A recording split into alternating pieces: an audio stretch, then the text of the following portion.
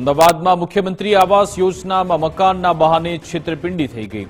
બોડકદેવ પોલીસે ઠગબાજ અંકિત પટેલને ઝડપી લીધો છે।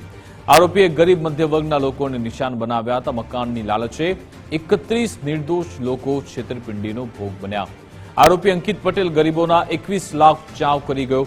આરોપીએ પ્રતિ વ્યક્તિ દીઠ 50,000 ઉઘરાવ્યા હતા। આરોપી અંકિત પટેલ સામે 2 અલગ અલગ ફરિયાદ નોંધાઈ છે।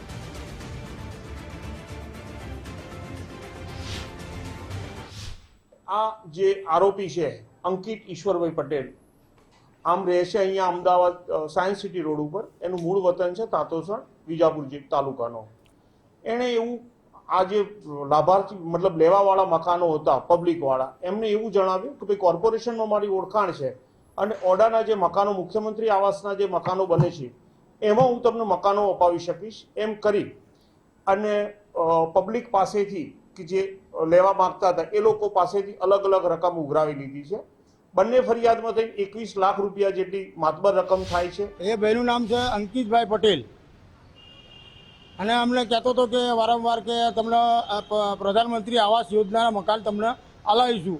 એ બી કે આપણે સાયન્સ સિટી ખાતે મકાનો છે અમને વિડીયો બી બતાવતો હતો।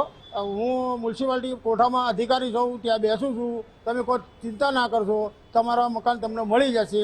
એટલે પછી અમને તો એમ વિશ્વાસ બેસી ગયો એના પર કે ચલો ભાઈ અમે તો ગરીબ માણસ છીએ, અમારે કોઈ હાલ અમે ભાડાના મકાનમાં રહીએ છીએ એટલે અમને એમ વિશ્વાસ થઈ ગયો કે ચલો ભાઈ અમને મકાન તો મળશે।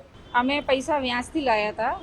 વ્યાજથી લઈને એમને ઓનલાઈન કરેલા છે પૈસા।